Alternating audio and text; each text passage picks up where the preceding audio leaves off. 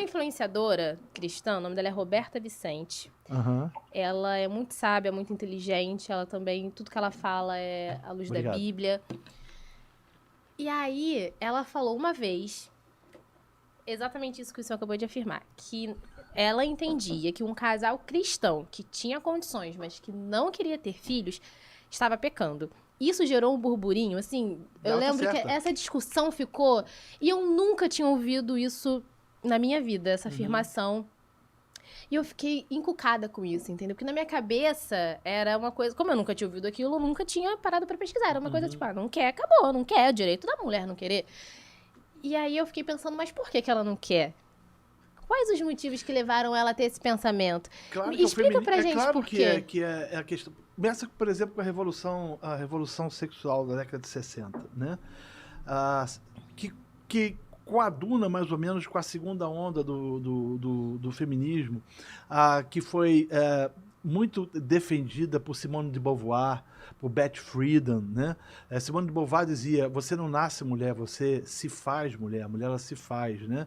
Na terceira onda do feminismo, vai surgir, ou vai ter a ideia de que feminilidade, ou a mulher, ela não pode ser caracterizada pela sua biologia, ela tem que ser caracterizada pelas circunstâncias que faz dela uma mulher. Tudo isso envolto dentro dessa perspectiva da sexualidade livre, ou seja, eu quero ter prazer, e fruto desse mundo hedonista, né, desejo ao prazer, e não quero ter filhos para atrapalhar a minha vida, né? Então, você vai ver essa percepção tomando conta da sociedade de uma forma muito clara. Só que as escrituras nos trazem a ideia do mandato cultural, do mandato social: crescei-vos e multiplicai-vos. Né? Então as escrituras vão tratar disso especificamente como um mandamento do Senhor. E vai entender de que isso faz parte do projeto estabelecido por Deus. Agora, você vai encontrar outras pessoas que vão dizer o seguinte: não, eu concordo, então não se pode ter nenhum tipo de anticoncepção. Então você precisa ter quantos filhos você assim desejar.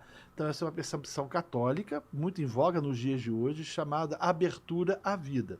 Então, mais uma vez, você tem os extremos. Você tem os extremos do feminismo, Do que vai zero dizer... de tudo. Exatamente. Então, o que eu entendo? Filhos são herança do Senhor. A Bíblia vai tratar disso. Eles são heranças do Senhor. Eles nos são dados para que Deus seja glorificado e para que a família se perpetue. E para que haja, né, gozo, alegria, felicidade dentro de um lar, e que haja altruísmo, né, em vez de egoísmo, solitude em vez de solidão. Então, optar por não ter filhos é um pecado. E quando isso parte do homem? Quando é um homem que diz que também não quer ser pai? Está errado. Está errado. Mas a influência também parte do feminismo na vida do homem? Sim, eu acredito que sim. Né? Essa percepção, ela hoje, ela tem essa influência do feminismo muito grande, mas ela é consequência da revolução sexual.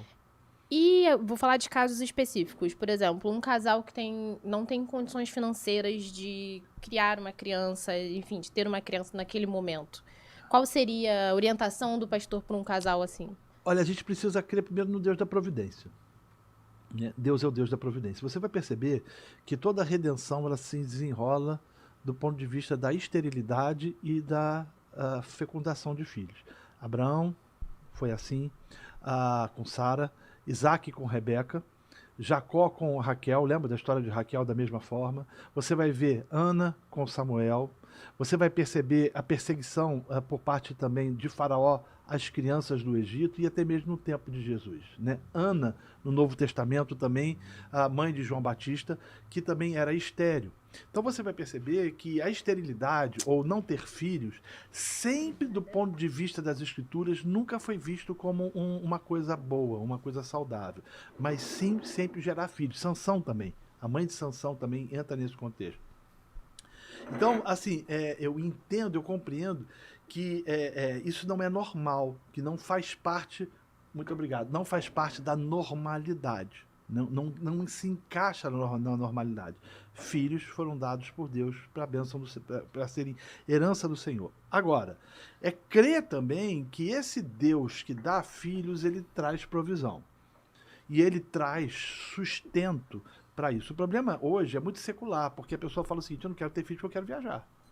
Eu não quero ter filho porque eu quero... É o egoísmo. É o egoísmo. Né? Então, assim, isso fere os princípios das Escrituras. Mas Deus é o Deus da providência, Deus é o Deus que supre, Deus é o Deus que traz condições para que se possa educar filhos nos caminhos do Senhor. Entendo também que alguns casos podem impedir o bom senso, me leva a entender que seria perigoso você ter filhos. Por exemplo, uma mulher que já teve 2 ou 3 filhos, o médico fala para ela: olha, se você tiver outro, você corre risco de morte.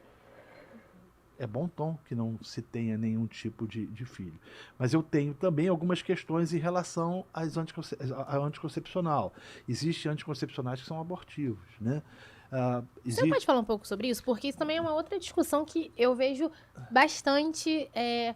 Foi a partir de uma outra influenciadora, a Maria eu não sei se o sobrenome dela é Luque ou Luquete, enfim. Falando sobre isso, ela também foi muito criticada, enfim. Porque a própria questão de controle de natalidade, ela surge com o feminismo e com a revolução sexual. A pílula anticoncepcional, ela toma essa digamos assim, esse tamanho de importância e de relevância no período da década de 60, década de 70, Woodstock, né? A gente lembra daquela negócio e tal. E algumas são mesmo abortivas. Algumas delas têm essa característica de abortar o óvulo que já foi fecundado. Então, isso, na minha perspectiva, é crime, é aborto e é assassinato. O senhor viu que recentemente estão desenvolvendo uma injeção anticoncepcional para os homens? Você ouviu? Você chegou a ver essa notícia? Não cheguei, não. Mas o que o senhor pensa disso? Então, assim, eu não tenho problemas com o controle de natalidade, né? Não tenho problemas, desde que ele seja estabelecidas as regras, né? E que não fira o bom senso, né? E fira as escrituras, né? Mas eu opto para que sempre se pense na possibilidade de ter filhos, né? Quando você toma uma injeção, ou até mesmo uma pílula e tal, acho que você está fechando essa possibilidade de gerar filhos, né? Então, filhos são bênção do Senhor, eles não são maldição.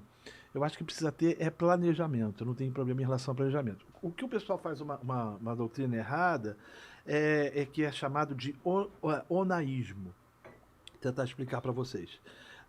Onan foi um sujeito, foi um cara, Gênesis vai tratar especificamente dele. O irmão dele era casado com uma mulher, ele morre, né? E a tradição, a lei, dizia de que ele deveria tomar o lugar do irmão, né? E ele tinha relações com a cunhada, que passou a ser esposa dele, e na hora da ejaculação ele ejaculava fora. Então, alguns vão usar isso como fundamento para masturbação, dizendo de que é errado por causa disso. As escrituras não vão tratar disso, ainda que a masturbação seja pecado. Mas vão usar isso também para justificar a ideia de que você não pode ter relacionamento sexual sem que tenha intenção de filhos. Eu acho isso muito forte para você afirmar isso. Eu entendo que você pode ter uma programação em relação a ter filhos, mas não afirmar de que o fato de que tenha qualquer método de anticoncepção seja pecado.